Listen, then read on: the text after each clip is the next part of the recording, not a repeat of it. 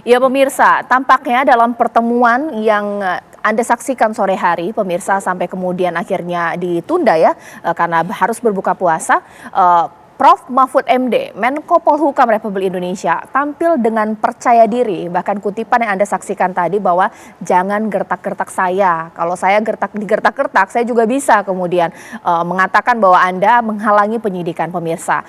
Itu merupakan dinamika-dinamika yang terjadi. Tapi yang menjadi penting adalah apa yang nanti akan diungkap dalam pertemuan hari ini. Karena memang sudah dijeda, jam 7 nanti akan kita mulai lagi. Sudah bersama saya di sini Mas Yudi Purnomo sebagai pegiat anti korupsi kita.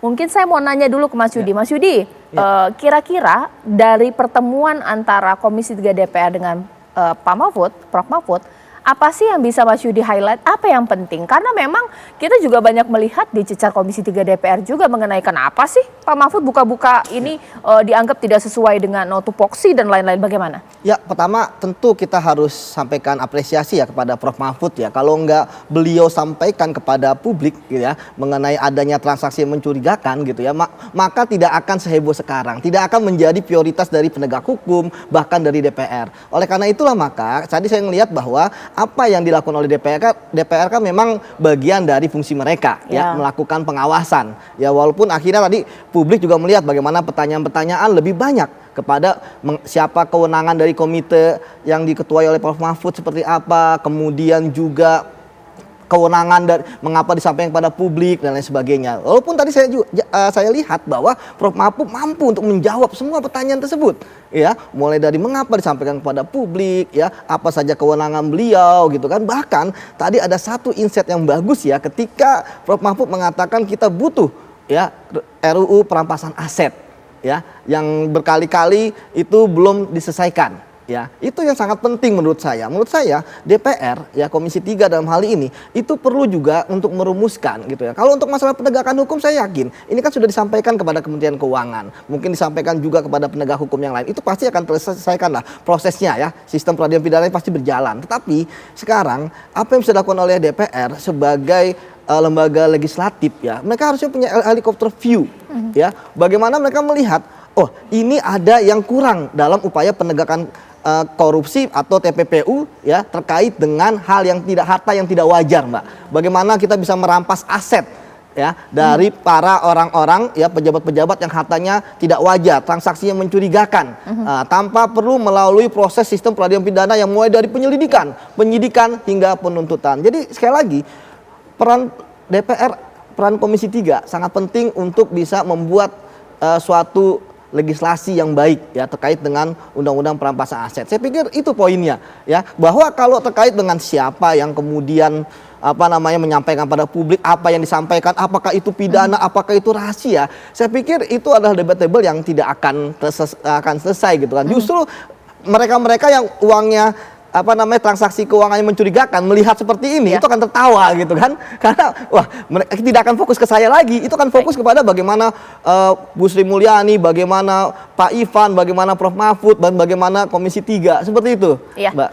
Ditahan dulu Mas Yudi, sekarang kita akan simak lagi ini cuplikan pernyataan dari Menko Polhukam dalam pertemuan sore tadi. Saya biarkan gini, menjelaskan dulu dong. Nanti gini. Bicara. Saya mohon izin ke pimpinan. Boleh nggak saya bicara? Nanti dulu. Oke. Nanti dulu. Silakan. Jadi setiap urusan tuh kalau tidak ada larangan, boleh kecuali sampai timbul hukum yang melarang. Itu pesantren kan? Dalil di pesantren waktu kecil udah menghafal kayak gini. Nanti kalau di dalam hukum umum, saya katakan juga sekarang ke Pak Beni. Pertanyaannya kok seperti polisi. Menko boleh ngomong apa enggak? Begini Pak, kalau substansi boleh apa tidak? Begini kalau substansi boleh apa tidak? Jawab iya atau tidak. Kan enggak boleh tanya begitu.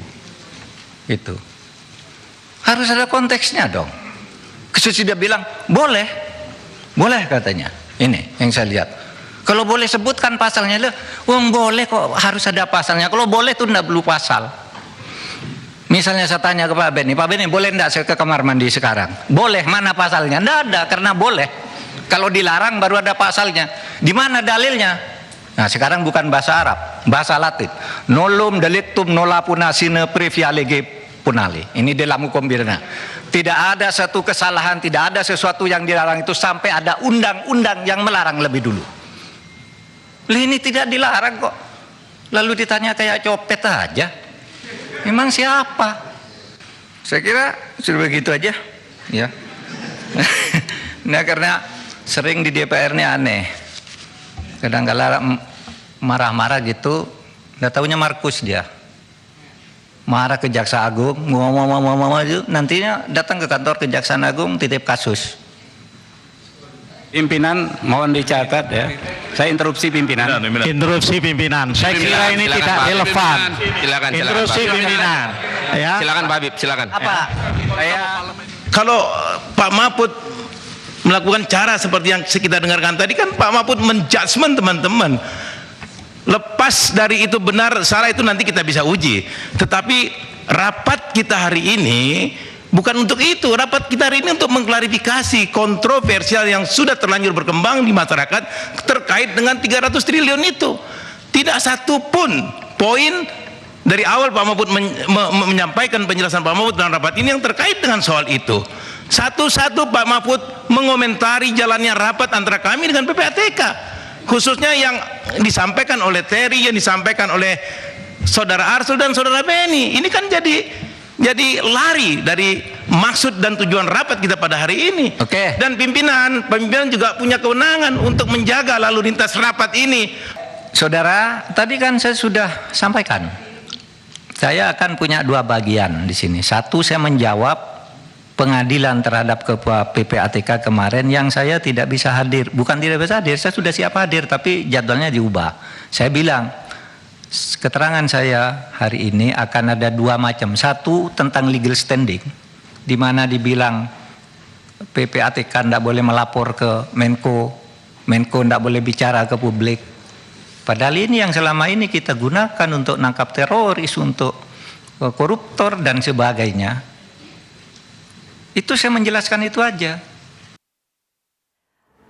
Nah, sekarang saya akan memberikan pertanyaan, tapi pemirsa ini bukan pertanyaan dari saya ya, tapi mungkin ini salah satu pertanyaan dari masyarakat. Mas Yudi, kalau misalnya kita lihat tadi cuplikan ini, seakan-akan Komisi 3 DPR takut, nggak mau dengan Pak Mahfud buka-bukaan. Sebenarnya kan jadi pertanyaannya kenapa sih seperti nggak suka Komisi 3, tidak mau Pak Mahfud membuka. Sampai kemudian akhirnya Pak Mahfud menyerang kembali, marah-marah ketika rapat dengar pendapat, ternyata suka titip kasus. Nah ini gimana? Mau buka borok orang dari Komisi 3, kebuka borok sendiri, seperti apa? Ya itulah yang tadi saya katakan bahwa agar publik tidak terlalu curiga, agar publik tidak menjudge gitu kan. Komisi 3 harus membuktikan. Ini kan masih panjang lah perjalanan RDP ini ya. Tadi baru beberapa pertanyaan, mungkin nanti habis ini ada pertanyaan-pertanyaan lagi sebelum Prof Mahfud menjawab. Untuk itulah maka nanti kita akan lihat hasilnya seperti apa. Dan keseriusan itu akan dibuktikan ketika nanti hasilnya ada bahwa Komisi 3 akan mempercepat proses ya terkait dengan RUU perampasan aset. Itu goalnya sebenarnya. Dibandingkan dengan tadi kenapa harus ngomong itu? Kenapa? Karena perdebatan panjang. Yang disampaikan kan juga bukan isi LHA. Ingat loh, isi LH itu kan pertama itu terkait dengan siapa orangnya, profilnya, baik pribadi, orang badan, kemudian yang kedua mutasi rekeningnya, kemudian banknya apa, berapa saldonya, berapa transaksi mutasinya, kemudian ke siapa saja, berapa kali putarannya, kemudian berapa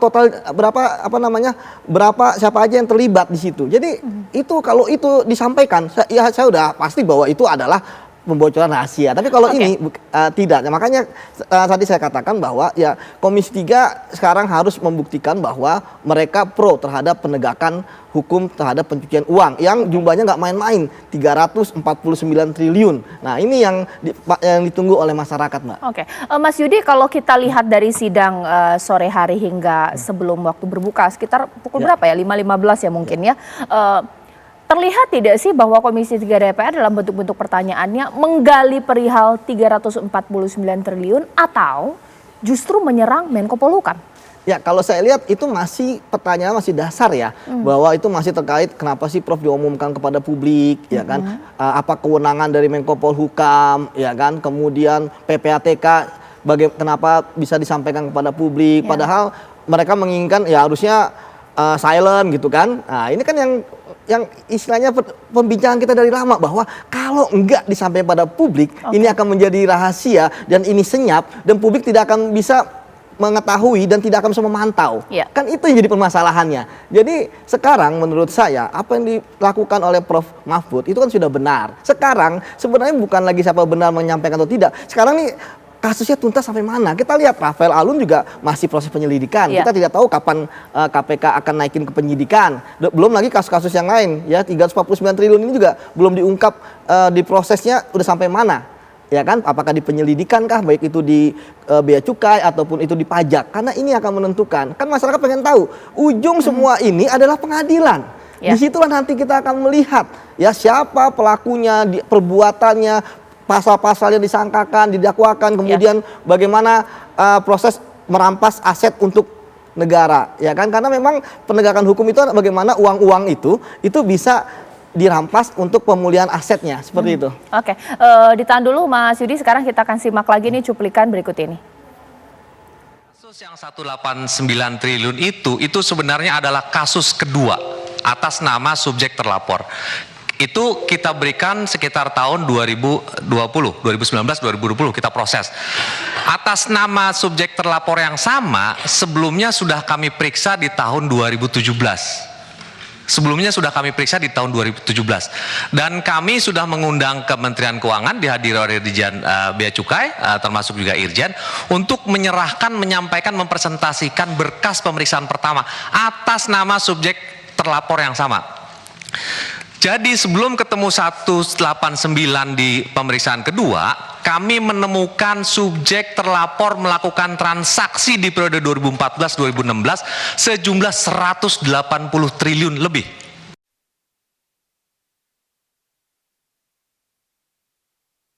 Tapi ingat Bagaimana loh, Mbak, Mas Yudi menanggapinya? jadi ingat loh Mbak bahwa ini kan terkait dengan transaksi yang bisa dilacak oleh PPATK, yaitu rekening ya dari bank-bank yang ada di Indonesia. Kita belum mengetahui bagaimana ketika transaksi itu tunai. Nah, jadi Mas Ipan itu sudah benar ya bagaimana beliau berhasil membongkar. Tadi berapa 189 yang tadi ya. Nah, tapi perlu diingat tadi saya katakan bahwa ini adalah transaksi mutasi rekening. Ya, kita nggak tahu yang tunainya seperti apa. Tentu akan lebih banyak dari pengalaman saya, Mbak. Nah, oleh karena itulah maka tadi ini ujungnya itu apa sekarang? Ya, kalau masalahnya perdebatan ketika RDP atau di wacana publik dan sebagainya, ya ini tidak akan menuntaskan masalah. Nah, saya pikir ini perlu ada satu yang kemudian dibawa ke pengadilan yang nanti akan menjadi efek jera supaya mereka tidak lagi melakukan tindakan pencucian uang seperti itu. Sekarang permasalahannya adalah bagaimana predicate crime ini itu kan yang masih sulit untuk ditemukan oleh penegak hukum. Ya, kalau kita tahu di TPPU kan ada sekitar kurang lebih 26 predicate crime ya, mulai dari korupsi, pajak, bea cukai, penyuapan, ya kan, trafficking, illegal logging dan sebagainya. Jadi kalau misalnya tadi saya katakan ini hanya jadi wacana, ini tidak diselesaikan, ya ini kita hanya melihat benar ya ada 349 triliun gitu kan atas mencurigakan yang oleh PPATK, tapi kemudian ternyata tidak jelas ini orangnya siapa. Kemudian nanti atau badan usahanya bagaimana dan caranya untuk mencuci uang tuh seperti apa. Jadi nantilah persidangan yang akan membuka. Tapi kalau itu sampai persidangan dan kita harap itu sampai persidangan, Mbak. Kalau tidak, ya akhirnya yang lain pasti akan melakukan hal yang sama. Toh sudah disampaikan sama PPATK, sudah diserahkan kepada penegak hukum triliunan itu gitu ya. Tapi ternyata tidak ada orang yang ditindak seperti itu, Mbak. Oke, ditahan dulu Mas Yudi. Sekarang kita akan jeda sejenak pemirsa sambil nanti kita akan melihat bagaimana kondisi di ruang rapat Komisi 3 DPR. Apakah akan berlangsung kembali pemirsa setelah tadi sempat dijeda? Sesaat lagi di Apa Kabar Indonesia Malam.